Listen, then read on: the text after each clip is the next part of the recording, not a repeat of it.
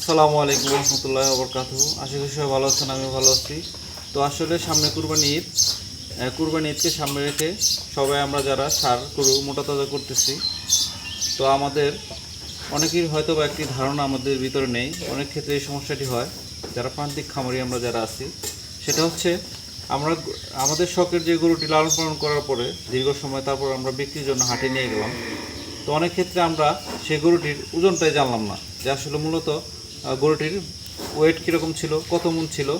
আর সেক্ষেত্রে অনেক ক্ষেত্রে ভুল হয়ে যায়, যে দামও চাইতে পারে না বা বিক্রি হয় না, বা পরে এসে আবার আফসোস করে যে গরুটি মনে হয় আরও বেশি দামে বিক্রি করতে পারতাম।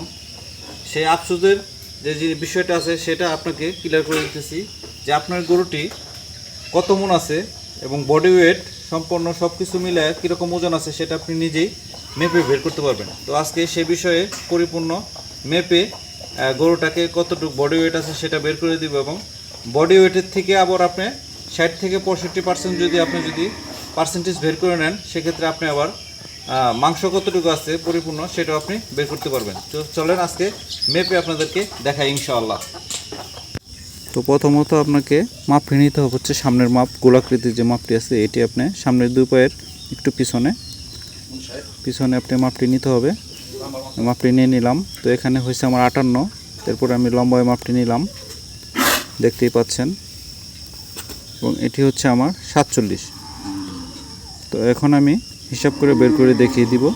তো প্রথমে যে আমার দৈর্ঘ্য আছে 47 গুণন 47, এবং এরপরে আমি প্রস্থ নেব, প্রস্থ হচ্ছে 58, এবং এরপর আমি ভাগ দিব 660। এটি হচ্ছে সূত্র 660। এরপর আমার 194 কেজি আসছে। এরপর আমি ভাগ করলাম মনে 40 কেজিতে, তো আমার 4.8 আসছে, এবং এখান থেকে আমি মাংস বের করব 65%।